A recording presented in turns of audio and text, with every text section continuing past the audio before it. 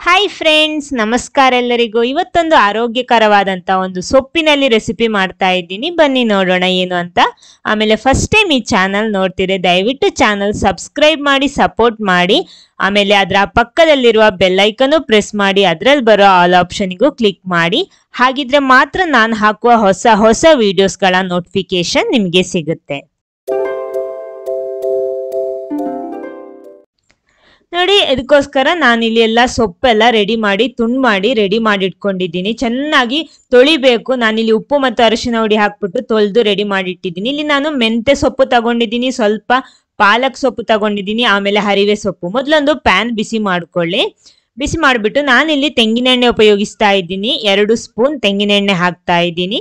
ನಿಮಗೆ ಯಾವುದೇ ಅಡುಗೆ ಎಣ್ಣೆ ಉಪಯೋಗಿಸ್ಬೋದು. ಆಮೇಲೆ ಎಣ್ಣೆ ಬಿಸಿ ಆದ್ಮೇಲೆ ಇದಕ್ಕೆ ನಾನು ಅರ್ಧ ಟೀ ಸ್ಪೂನ್ ಸಾಸಿವೆ ಹಾಕ್ತಾ ಇದ್ದೀನಿ. ಆಮೇಲೆ 3 ಎಸಳು ಬೆಳ್ಳುಳ್ಳಿ ಹಾಕ್ತಾ ಇದ್ದೀನಿ. ಒಂದು ಅರ್ಧ ಈರುಳ್ಳಿ ಸಣ್ಣಕ್ಕೆ ಕಟ್ ಮಾಡಿಬಿಟ್ಟು ಇದಕ್ಕೆ ಹಾಕ್ತಾ ಇದ್ದೀನಿ. ಇದನ್ನೆಲ್ಲ ಚೆನ್ನಾಗಿ ಈ ರೀತಿ ಫ್ರೈ ಮಾಡ್ತಾ ಇದ್ದೀನಿ. ಇವಾಗ ಚೆನ್ನಾಗಿ ಫ್ರೈ ಆದ್ಮೇಲೆ ಸ್ವಲ್ಪ ಕರಿಬೇವನ್ನು ಸೇರಿಸ್ತಾ ಇದ್ದೀನಿ. ಎಲ್ಲ ಒಂದ್ಸಲ ಚೆನ್ನಾಗಿ ಈ ರೀತಿ ಮಿಕ್ಸ್ ಮಾಡ್ಕೊಳ್ಳಿ. ಆಮೇಲೆ ಸ್ವಲ್ಪ ಇಂಗು ಹಾಕ್ತಾ ಇದ್ದೀನಿ. ಇವಾಗಲೇ ಹಾಕ್ತೀನಿ ನಾನು ಒಗ್ಗರಣೆಗೆ.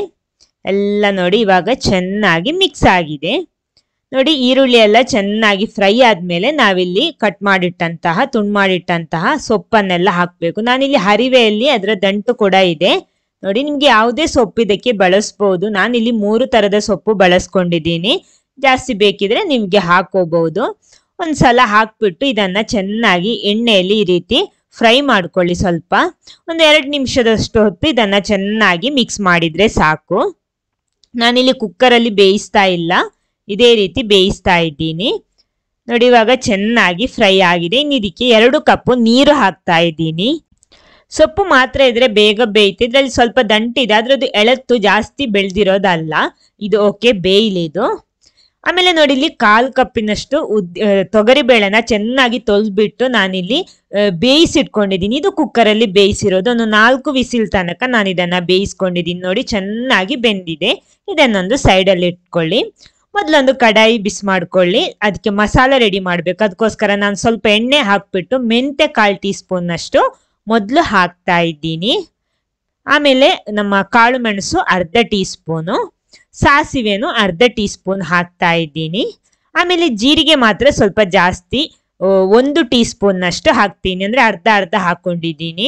1 ಟೀ ಸ್ಪೂನ್ ಉದ್ದಿನ ಬೇಳೆನು 1 ಟೀ ಸ್ಪೂನ್ ಕಡಲೆ ಬೇಳೆನು ಹಾಕ್ತಾ ಇದ್ದೀನಿ.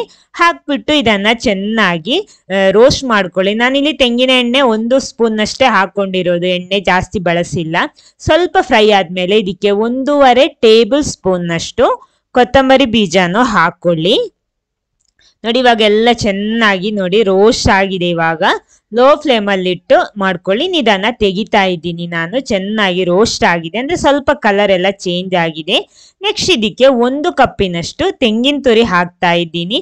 ಎಕ್ಸ್ಟ್ರಾ ಎಣ್ಣೆಯನ್ನು ಹಾಕ್ತಾ ಇಲ್ಲ ನಾನಿಲ್ಲಿ. ನೋಡಿ, ಚೆನ್ನಾಗಿ ಫ್ರೈ ಆಗಿದೆ. ಇದನ್ನ ತೆಗಿತಾ ಇದ್ದೀನಿ ನಾನು. ಸ್ವಲ್ಪ ಕಲರ್ ಚೇಂಜ್ ಬಂದ್ರೆ ಸಾಕು, ಅಂದ್ರೆ ಲೈಟ್ ಆಗಿ ಒಂದು ಕೆಂಪು ಕಲರ್ ಬರುತ್ತೆ. ಇನ್ನು ಇದಕ್ಕೆ ಬೇಕಾಗಿರೋದು ಮೆಣಸು. ನಾನಿಲ್ಲಿ ಜಾಸ್ತಿ ಖಾರ ಹಾಕ್ತಾ ಇಲ್ಲ, ಸ್ವಲ್ಪ ಮಾಡ್ತಾ ಇರೋದು. ಅದ ಕಾರಣ 5 ಬ್ಯಾಡಿಗೆ ಮೆಣಸು ಮತ್ತು 1 ಗುಂಟೂರು ಮೆಣಸು ಹಾಕ್ತಾ ಇದ್ದೀನಿ. ಇದನ್ನು ಚೆನ್ನಾಗಿ ರೋಸ್ಟ್ ಮಾಡ್ತಾ ಇದ್ದೀನಿ. ನೋಡಿ, ಇವಾಗ ಇದು ಚೆನ್ನಾಗಿ ರೋಸ್ಟ್ ಆಗಿದೆ. ಫ್ಲೇಮ್ ಆಫ್ ಮಾಡಿಬಿಟ್ಟು ಸ್ಟವ್ ಆಫ್ ಮಾಡಿಬಿಟ್ಟು ಇದನ್ನ ತೆಗಿತಾ ಇದ್ದೀನಿ. ಇವಾಗ ಮಸಾಲೆಗಿರೋದೆಲ್ಲ ರೆಡಿ ಆಗಿದೆ. ಇನ್ನು ಇದಕ್ಕೆ ಸ್ವಲ್ಪ ಹುಣಸೆ ಹಣ್ಣು ಹಾಕ್ಬಿಟ್ಟು ಇದನ್ನ, ಆಮೇಲೆ ಬೆಳ್ಳುಳ್ಳಿ ಹಾಕ್ತಾ ಇದ್ದೀನಿ, ಒಂದು 3 ಎಸಳು. ಇದನ್ನ ಸ್ವಲ್ಪ ನೀರು ಹಾಕ್ಬಿಟ್ಟು ಪೇಸ್ಟ್ ಮಾಡ್ಕೊಳ್ಳಿ, ಗ್ರೈಂಡ್ ಮಾಡ್ಕೊಳ್ಳಿ. ನೋಡಿ, ಇವಾಗ ನಮ್ಮ ಸೊಪ್ಪೆಲ್ಲ ಚೆನ್ನಾಗಿ ಬೆಂದಿದೆ. ಇವಾಗ ನೋಡಿ, ಸೊಪ್ಪು ಚೆನ್ನಾಗಿ ಬೆಂದಿರ್ಬೋದು. ನಾವು ಅದರ ದಂಟು ಬೆಂದಿದೆ ಅಂತ ಚೆಕ್ ಮಾಡಿದ್ರೆ ಸಾಕು. ನೋಡಿ, ಚೆನ್ನಾಗಿ ಬೆಂದಿದೆ, ಅಂದ್ರೆ ಜಾಸ್ತಿ ಬೆಳೆದಿರೋದಲ್ಲ.